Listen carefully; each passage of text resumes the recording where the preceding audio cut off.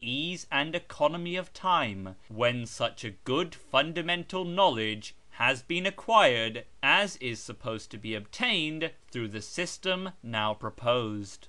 The next point to be considered is the mode of using these materials. The student begins with the English letters representing the sounds. The teacher sounds each letter and the student repeats it immediately after.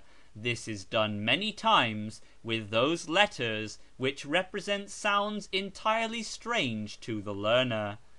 The most essential thing is to learn where to place the tongue in these last sounds, without doing which it is impossible he should utter them correctly. And this must be most patiently and diligently practiced, because this new motion of the tongue must be acquired to the same degree of facility as he has in pronouncing the sounds of his own language.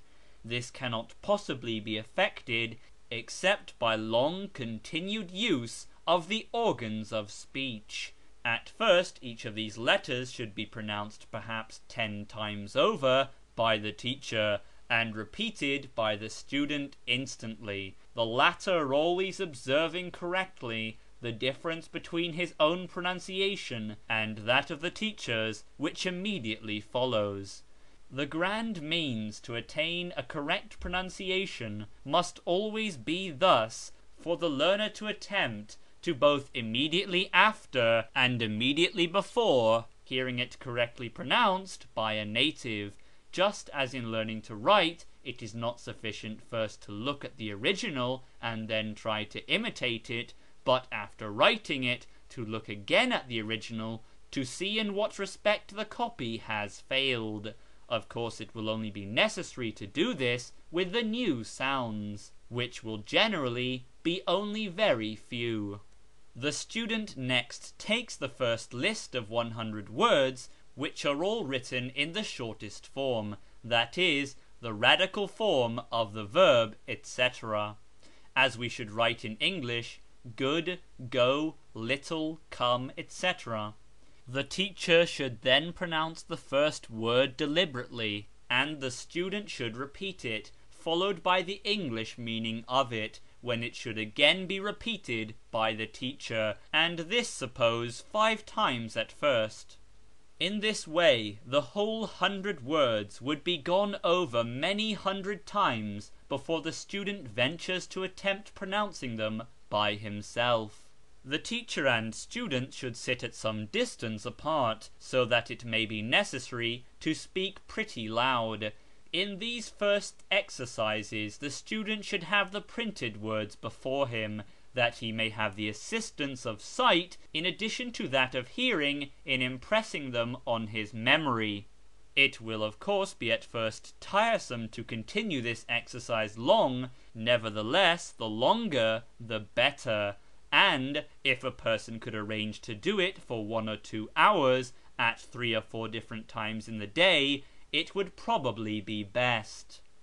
But he should not attempt to learn them by heart, because his pronunciation will not be sufficiently confirmed.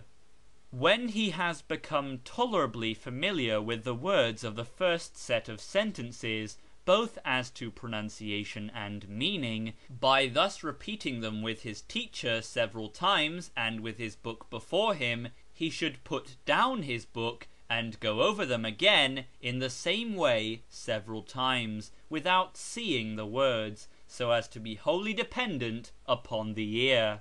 From the first, the ear must be exercised as far as possible without any aid from the eye. It must be kept continually in mind that the sight is to be used as little as possible for the reasons before given. The sentence should not be read together the first time of going over, because the student is not yet able to receive any distinct impression from more than one word at a time. The student should not yet trouble himself about the mode of framing the inflections that he meets with, but be content to take the word with its exact English meaning as he finds it, In this way, he should go through the first 1,000 sentences with his teacher, which will perhaps take him 15 hours, or suppose 3 days' study, during which time he would have repeated every word of the first 100 words on an average about 150 times, including the separate readings of the list of words.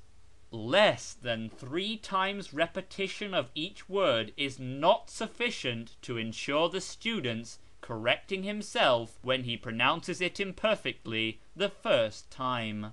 After the first and second reading of the sentences, repeating each word by word, the whole sentence should be repeated in the same way at least 3 times over, the student repeating the free English translation after the foreign sentence. The readings should be repeated till every word has been heard and uttered, suppose 600 times. During these readings, the grammar of the nouns and verbs may be looked into a little, and, lastly, the sentence should be learnt by heart, and when the student is well exercised in the pronunciation by these means, so that he can trust himself to utter it without first hearing it spoken, the sentence should be again gone over in the same way, but the teacher beginning by repeating first the English word when the student gives the foreign one, the teacher immediately repeating it again, and so on. But if it is found that the student cannot yet remember the word and pronounce it with perfect ease, they should be read over again in the former way. When able to do it, the whole set of sentences should be again gone through without the words being repeated individually, the teacher the first time giving the foreign sentence and the next time giving first the English sentence. It may be supposed that all this will not be necessary, and it certainly is not, in order to obtain such a knowledge as is usually supposed to be sufficient, that is, a knowledge which, when brought to the trial of conversation, is found to be of little or no use. But it will be found that, to obtain a really familiar acquaintance with the first set of words and their easy and correct pronunciation and use, these multiplied repetitions are absolutely necessary. Nothing but a long continued exercise of the ear and the organs of speech upon a great variety of actual expressions can give either that quickness at hearing and pronouncing, or that facility of correctly combining the words which are essential to their effective colloquial use. It must be particularly observed that this first set of sentences thus acquired implies much more than might appear from the first glance, namely, there is involved in it, as it were, the whole pronunciation of the language, for a man who can pronounce freely and correctly 100 words will have little difficulty in pronouncing all the rest.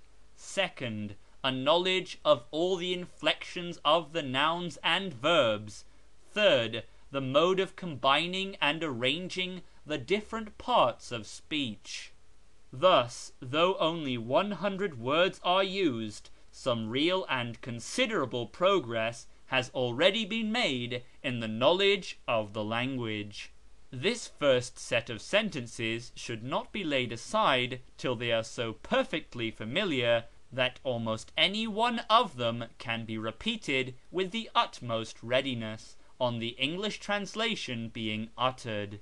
Nothing whatever will be gained by meddling with new materials till these first are thoroughly wrought into the student, and made as much part of himself as the words and expressions of his own language. The second set of words and sentences must be read over and thoroughly appropriated in the same way as the first. Probably these first 250 words with their sentences may be mastered in a month of steady study of 3 or 4 hours a day, and 750 additional words with about 3,000 longer sentences in another month.